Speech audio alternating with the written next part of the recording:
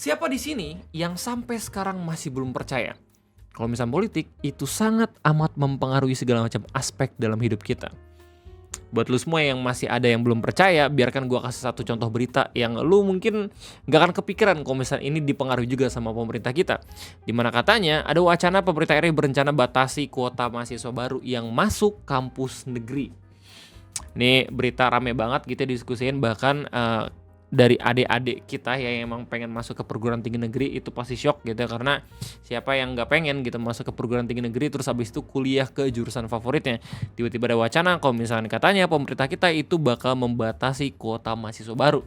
Ini maksudnya apaan? Apakah pemerintah kita emang pengen mengkerdilkan rakyatnya sendiri gitu ya? Nah, kita bakal bahas bareng-bareng terkait detail itu semua, apakah benar atau kagak. Jadi selamat datang di Ngopi, ngobrolan personal Indonesia bersama gue, your favorite Uncle Om Ray. Pertama kali gue tahu beritanya itu dari New Dots, kira-kira 3 hari yang lalu ya, di tanggal 17 Maret 2026.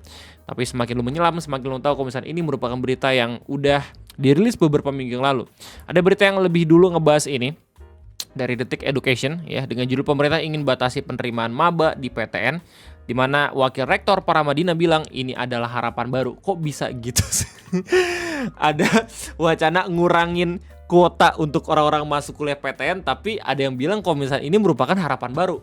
Ini korelasinya dari mana? Ngebatasin kuota gitu ya, biar orang-orang tuh makin susah masuk PTN, tapi ada yang bilang kalau misalnya ini harapan baru. Harapan baru buat siapa?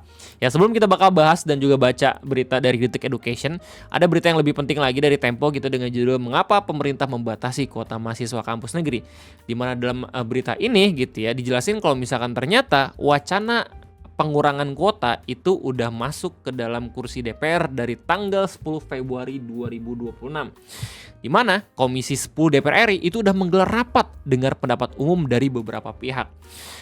Berdasarkan informasi dari Detik Education dijelasin, Wakil Rektor Universitas Paramadina, Handi Riza, memberi tanggapan terkait rencana Kementerian Pendidikan Tinggi, Sains dan Teknologi, Kemendikti-Saintek yang ingin batasi jumlah penerima mahasiswa baru jenjang S1 di perguruan tinggi negeri. Jadi perlu diingat kalau misalkan ini masih rencana ya, masih belum benar-benar ditetapkan untuk menjadi kebijakan ya dari pemerintah kita gitu ya. Jadi lu mungkin masih bisa ngekritik kalau misalkan mungkin ini adalah salah satu rencana yang kurang mawas gitu ya, karena siapa yang nggak emang pengen masuk perguruan tinggi negeri, ya nggak sih? Alasannya kenapa pemerintah kita emang pengen ngelakuin ini dijelasin juga di beritanya. Ia menyebut mendukung agar rencana ini bisa terlaksana. Kebijakan ini membawa angin segar dan harapan baru bagi perguruan tinggi swasta di Indonesia. Tutur Handi pada keterangan tertulis dikutip hari Rabu, ya, tanggal 11 Maret kemarin. Disebut menjadi harapan baru karena menurut Handi jumlah mahasiswa PTS saat ini cukup timpang dengan PTN. Selain itu, saat ini banyak PTS yang mengalami penurunan jumlah mahasiswa sebanyak 20-30%.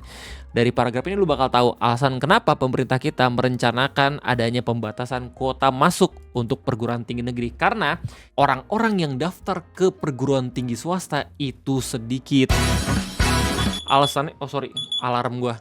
Alasannya sesimpel itu. Jadi karena emang ada data kalau misalkan terjadi penurunan pendaftaran gitu ya sampai 20-30% dari perguruan tinggi swasta, makanya ada wacana PTN kita dikurangin kuotanya karena udah dinilai terlalu banyak gitu ya menampung mahasiswa baru. Ya, ini agak sedikit kocak, tapi sebelum kita ngebacot gitu ya, ngasih tanggapan, kita bakal baca dulu lebih lengkapnya berita kayak gimana. Lantaran penurunan ini, ada PTS yang pada akhirnya memutuskan tidak lagi menerima mahasiswa baru. Mengapa hal ini bisa terjadi? Turunnya jumlah mahasiswa sangat mempengaruhi pada penerimaan mahasiswa baru di PTS. Hal ini dikarenakan 95% pendanaan PTS bertumpu pada uang kuliah yang dibayarkan mahasiswa. Kita tahu itu semua faktanya ya. Jadi PTS nggak akan jalan kalau misalkan mahasiswa nggak banyak yang daftar ya. Kayaknya begitupun beberapa perguruan tinggi negeri gitu, soalnya kan nggak semua PTN juga dibiayai sama pemerintah 100% ya nggak sih. Kita pun waktu kuliah bayar gitu meskipun ada subsidinya, kita nggak tahu berapa banyak subsidinya, ya nggak sih. Beban berat operasional kampus yang ditanggung PTS akan sangat berdampak pada peningkatan kualitas dan keberlangsungan PTS, jelas kata Pak Handi. Oleh karena itu, Handi menegaskan perlu ada interferensi dari pemerintah untuk mengatasi hal tersebut. Salah satu upayanya adalah dengan pembatasan penerimaan mahasiswa baru di PTN, baik secara jumlah maupun jangka waktu penerimaan. Sebelum kita lanjut ke dalam subtopiknya, kita diskusi dulu bareng-bareng. Apakah ini salah satu kebijakan yang pas? ya untuk meningkatkan mahasiswa baru di PTS. Itu caranya adalah dengan mengurangi kuota yang ada di PTN. Kalau misalnya menurut gue pribadi gitu ya, kalau misalkan pada akhirnya PTS-nya itu berkualitas, gue yakin nggak perlu adanya dorongan seperti dari pemerintah. Mereka pun pasti langsung daftar ke beberapa perguruan tinggi swasta yang ada di Indonesia. Ya contohnya PTS yang biasanya itu rame gitu ya, kayak Gundar, ya BINUS. Gue yakin mereka pun banyak banget itu yang daftar. Karena emang mereka nggak ngelihat itu sebagai second change gitu atau secondary option, tapi emang beneran pengen masuk sana karena secara kualitas. Ya, menurut gue nggak terlalu berkorelasi juga kalau misalnya pada akhirnya PTN kita dikurangin gitu, itu berarti orang-orang tuh langsung pada daftar ke PTS. Soalnya ada aspek yang mempengaruhi itu semua gitu. Apa tuh Bang Rey? Kondisi keuangan. Iya gak sih? PTN sama PTN itu terkenal kalau misalkan biayanya mahal, ya gak sih? Makanya orang-orang tuh lebih baik ya kalau nggak PTN mending kerja gitu daripada harus kuliah dulu. Kecuali kalau misalnya emang udah kerja gitu ya, baru daftar ke perguruan tinggi swasta, entah itu buat ngejar jabatan atau masih banyak lagi kayak gitu. Lanjut, perbedaan jumlah mahasiswa di PTN dan juga PTS ini by data gitu ya, bakal lebih rumit lagi, tapi gue bakal coba buat baca pelan-pelan. Lebih lanjut, Handi membeberkan data kondisi jumlah mahasiswa di PTN dan PTS. Berdasarkan data BPS atau Badan Pusat Statistik, dijelaskan 127 PTN di Indonesia menampung sekitar 4,4 juta mahasiswa dan 98.000 dosen pengampu. Jika dihitung rata-ratanya, PTN memiliki 34.000 mahasiswa dan 772 dosen pengampu. Artinya, rasio dosen dan mahasiswa sebanyak 45 per kampus. Jumlah ini berkurang setengahnya dengan kondisi PTS. Sebanyak 2.700 jumlah PTS yang ada saat ini menampung 4,8 juta mahasiswa dan 169.000 dosen pengampu. Jadi ini beda banget gitu ya. Secara jumlah perguruan tinggi aja kalau misalnya PTN 127 itu mahasiswa ada 4 juta, sedangkan perguruan tinggi swasta ada 2.000 nih. Tapi menampungnya hampir sama gitu kayak PTN, sekitaran 4,8 juta. Dosennya pun itu lebih banyak PTS dibanding PTN. Kalau misalnya PTS itu bisa sampai 169.000, kalau misalnya dosen PTN itu cuma 98.000. Artinya rata-rata PTS memiliki jumlah mahasiswa sebanyak 1.700 dan dosen pengampu sebanyak 62 dengan rasio dosen dan mahasiswa sebanyak 28 urainya. Melihat kondisi ini, Handi kembali menegaskan memang pembatasan penerimaan mahasiswa baru di PTN perlu dilakukan. Selain itu, ia juga menyarankan agar Kemdiksaintek punya langkah terobosan untuk membantu pembiayaan PTS. Ya, jadi selain Pak Handi sendiri ngasih tahu kalau misalkan ini mungkin langkah yang bagus gitu ya, dia juga minta kalau misalkan perguruan tinggi swasta itu dibantu sama pemerintah via pendanaan biar seenggaknya nggak gulung tikar kayak gitu coy. Salah satu inisiatif yang bisa dilakukan adalah pemberian bantuan operasional perguruan tinggi BOPT bagi PTS yang selama ini hanya dinikmati PTN melalui BOPTN. Jadi dari paragraf ini lo bisa tahu kalau misalkan perguruan tinggi swasta pun itu pengen menikmati yang namanya bantuan operasional perguruan tinggi biar beban operasionalnya itu nggak yang berat-berat banget. Lanjut, kebijakan BOPTS diharapkan dapat meringankan beban operasional kampus swasta. Di mana melalui kebijakan ini, Hendy juga yakin biaya pendidikan mahasiswa akan dirumuskan sesuai prinsip keadilan yang setara. Apalagi, PTS juga memiliki tugas dalam mewujudkan amanah konstitusi untuk mencerdaskan kehidupan bangsa. Pungkasnya, let's be real, PTN pun itu punya tugas yang sama ya. Kalau misalkan gue boleh jujur ya, sebagai masyarakat jelata dan orang awam gitu yang ngelihat ini, justru apa yang diutarakan sama Pak Hendy ini lebih ke prospek dari segi pengusahanya nggak sih, pengusaha perguruan tinggi swasta. Ya secara tidak langsung mereka juga kan berbisnis tapi di bidang pendidikan gitu. Cuman yang jelas kalau misalkan pada akhirnya ini diharapkan bisa meningkatkan jumlah penerimaan mahasiswa baru, gue rasa agak sedikit kurang. Kenapa begitu? Karena kondisi ekonominya gitu loh. Ya nggak sih, nggak semua orang bisa kuliah coy.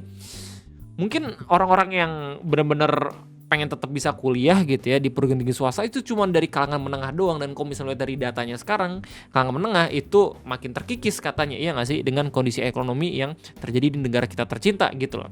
Makanya orang-orang yang emang kurang mampu gitu ya lebih memilih untuk ya kuliah di perguruan tinggi negeri karena emang ada bantuannya sendiri. Sebelumnya, Direktur Kelembagaan Kemdiksaintek Muhammad Najib memang menyatakan pihaknya ingin membatasi jumlah penerimaan maba S1 di PTN, terutama yang punya status berbadan hukum atau PTNBH. Bahkan Najib menjelaskan di 2026 jumlah kuota penerimaan maba tidak bertambah. Dari sini lu bisa tahu kalau misalnya ini ngefeknya ke yang sarjana gitu ya, dan untuk tahun 2026. Bila melihat data penerimaan maba PTN 2025, kuota penerimaan yang ditetapkan adalah 626.000 mahasiswa. Jumlah ini tersebar di 146 PTS yang terdiri dari 76 PTN akademik, 44 vokasi, dan 26 perguruan tinggi keagamaan Islam negeri. Jumlah tersebut didominasi oleh PTN yang berstatus PTNBH jika dirata-ratakan jumlah mahasiswa baru yang masuk PTN sebesar 4.000 orang. Jadi begitulah kira-kira ya detail berita dari rencana pemerintah yang membatasi kuota mahasiswa baru yang ingin masuk kampus negeri.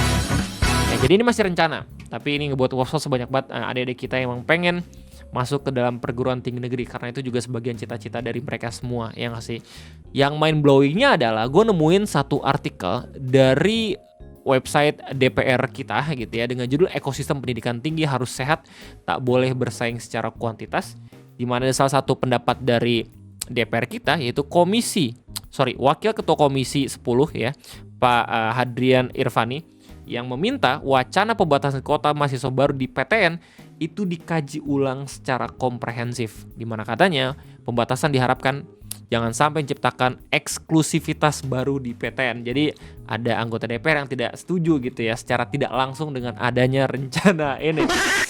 Gue ngerasa kayak, woi baru kali DPR benar-benar ada di side kita gitu. Jadi inti dari artikel ini adalah ada DPR yang ngasih tahu kalau misalnya jangan sampai nih ya, ini cuma asal ngebatasin gitu tapi nggak menyelesaikan akar permasalahannya. Soalnya orang-orang tuh kuliah itu butuh duit juga gitu ya nggak sih, dengan ngebatasin belum tentu ya PTS itu bakal banyak juga yang daftar, ya nggak sih? Well, kayaknya itu aja mungkin yang bisa gue sampaikan terkait adanya berita ini. Gimana tanggapan kalian semua, apalagi buat lo semua yang sekarang lagi kuliah atau yang lagi nyari ya jurusan mana yang cocok buat lo di perguruan tinggi negeri? Silahkan tulis di kolom komentar. Gue rasa cukup sekian dari gue, terima kasih banyak, sampai jumpa lagi di next video Ngopi Gue Undur Diri. Bye-bye.